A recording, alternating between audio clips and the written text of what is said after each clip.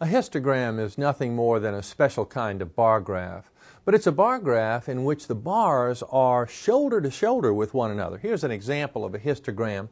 Now, we're going to look at the information that gives rise to this graph, because it turns out that the information illustrated in each of the bars is information that falls within an interval. And within the interval, for example, from 18 to 20, we have this many items, the number associated with this level, which is, it looks like it to be about 12. You see, so there were 12 items that fell into this interval of numbers. Now this is called a class interval. There are different, we can think of them as classes or classifications, you see, for the numbers. But information just kind of fell into various intervals of numbers. I do want you to notice that the intervals here are of the same length. That is, 18 to 20 is a length of 2, and 20 to 22, 22 to 24, these are always going to be equal intervals when this kind of graph is set up, when the histogram is set up. Well, we're talking about fuel usage here. I didn't mention that before. This is miles per gallon along the bottom and some number of cars that fall within each of these intervals.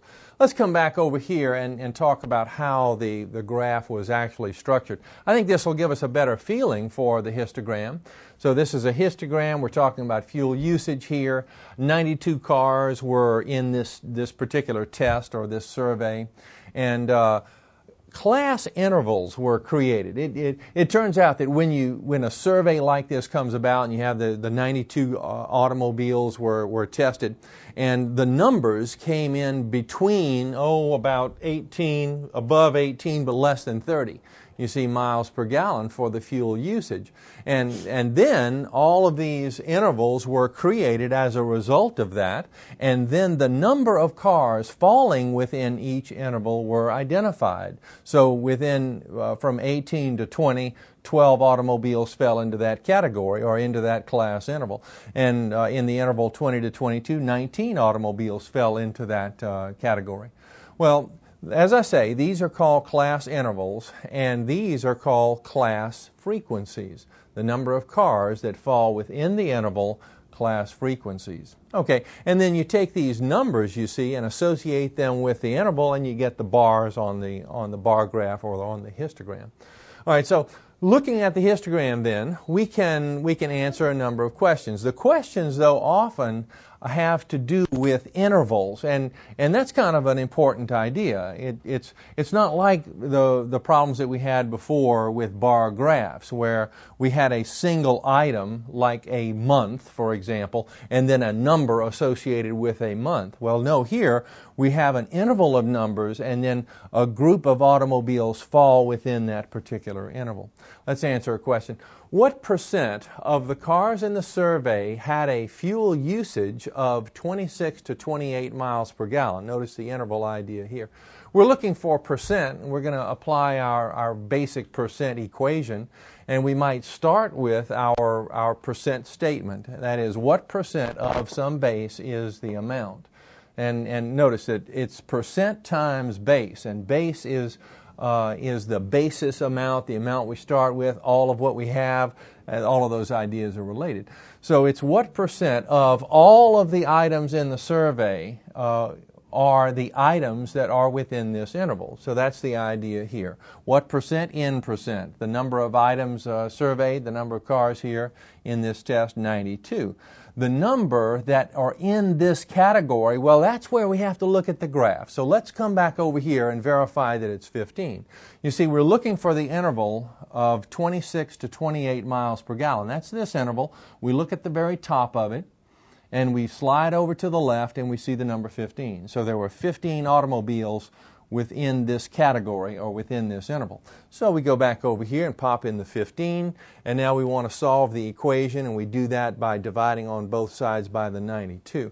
Notice that I've expressed n times 92 as 92n. We divide on both sides by 92 to get this cancellation, and on the right, 15 divided by 92 gives us a very long decimal. Let's just round this to the nearest whole percent. We slide the decimal 2 places over, drop the 3, we have 16% approximately.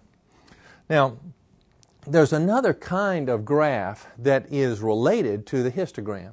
It comes right from the histogram, and it's called a frequency polygon. Let me show you how the frequency polygon comes about. Suppose we slide over here and look at the histogram, and suppose we identify the midpoints of each of these intervals. That is, the midpoint of each of the class intervals. So in this class interval from 18 to 20, the midpoint would be 19, so that would be right here. Now let's go to the very top, at 19 here, let's go to the very top of the bar, you see, and make a dot. And then the midpoint of this interval between 20 and 22 would be 21. Let's go to the very top. You see, and so we're just making a dot at the very top of the middle of each of the intervals.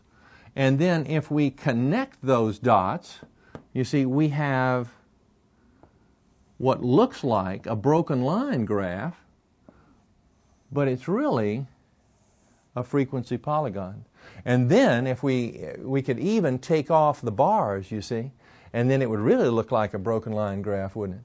Well, that's the way that most frequency polygons appear. They appear as broken line graphs, but they emerge from the same kind of structure of information that we have over here. Let's look at another example. Now this is a frequency polygon, and we can't see the bars, you see, for the histogram from which this comes. We could imagine them. We could kind of just look at the nature of the problem and decide what those bars would be like. Let's do that a little bit here. This graph has to do with per capita income, and it's in thousands of dollars. And per capita means per person income. And this was a survey done on all the states in the United States. And we have the number of states that fall into various intervals of per capita income. You see, that's the idea. So between 18 and $22,000, and remember this is in thousands of dollars. So within the interval 18 to $22,000, let's see, this number looks like 13. 13 states fell into that interval. You see, and this is just the top of a bar. I mean, we can think about this coming from something like this. You see, and this is just the top of a bar. Now, I'm not going to go through this with all of them, but I think it's important to know that frequency polygons come from histograms, and this is the histogram from which it comes. Okay, so that's the idea. Now, so we have a number of states falling within each of these intervals that are down here. And these are those class intervals that we talked about before. Well, let's answer a question here and go through a little interpretation. We can easily see that the more states fell into this interval than any of the other intervals, and the least number of states fell into the interval of $34,000 to $38,000 for per capita income. But let's answer this question. It says, what percent of the states have a per capita income between $22,000 and $26,000? You see, again, this is the interval idea associated with the notion of frequency polygon or histogram. All right, now we're looking for a percent, so we might use this percent statement that we started with before. What percent of the base is the amount? What percent of all of what we're surveying, all of what we have in our study, is the amount that we're talking about that falls within this interval? So what percent? That would be n percent. Of means times. Base, the basis of this, the states that were surveyed, you see, are all 50 states. So there are 50 items in the survey. And how many of them fell within, is means equals, and how many of them fall within this interval of $22,000 to $26,000? Let's look back over here. So the interval from 22 to 26, that's this interval. So at the very top and middle of that interval, we have the number 20. So we use 20 then for the amount over here, and away we go with our division. So this is 50n on the left. We're going to divide by 50 to eliminate that 50, and on the right we need to divide by 50 as well. And when we divide, we find this to be 0.4, and as a percent, it is 40%. So 40% of the states have a per capita income between $22,000 and $26,000.